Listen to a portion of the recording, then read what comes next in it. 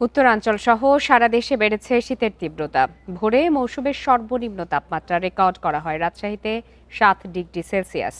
হিম বাতাস আর কুয়াশার কারণে শীত বেশি অনুভূত হচ্ছে। কনকনে ঠান্ডায় বিরূপ প্রভাব পড়েছে জনজীবনে। আয় কমে যাওয়ায় দুর্ভোগে খেটে খাওয়া মানুষ।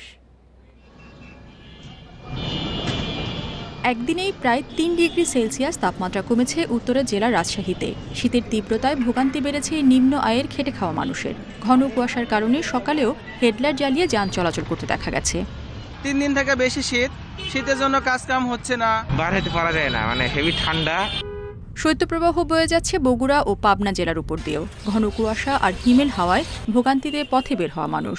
শীতবস্ত্রের অভাবে অনেককে খড়কুটো জ্বালিয়ে আগুন পোহাতে দেখা যায়। সিরাজগঞ্জে গত কয়েকদিনের তুলনায় তাপমাত্রা বাড়লেও হিমেল বাতাস ও ঘন কুয়াশায় ভোগান্তি কমেনি। শীতে সেই কষ্ট হচ্ছে তো, প্রচন্ড ঠান্ডা।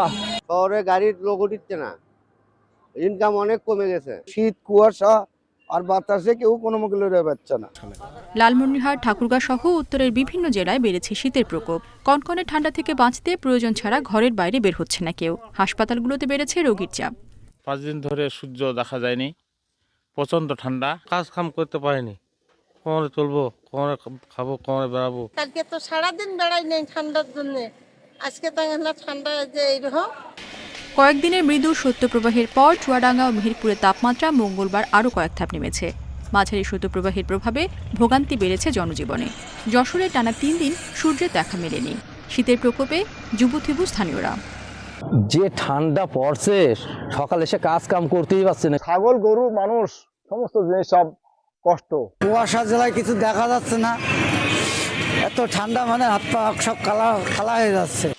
কয়েকদিনের তীব্র শীতে বিপর্যস্ত বরিশাল অঞ্চলে জনজীবন। বেলা গড়ালেও সূর্যের দেখা না মেলায় বেড়েছে শীতের অনুভূতি। আয় কমে যাওয়ায় দুর্ভোগ বেড়েছে খেটে খাওয়া মানুষের।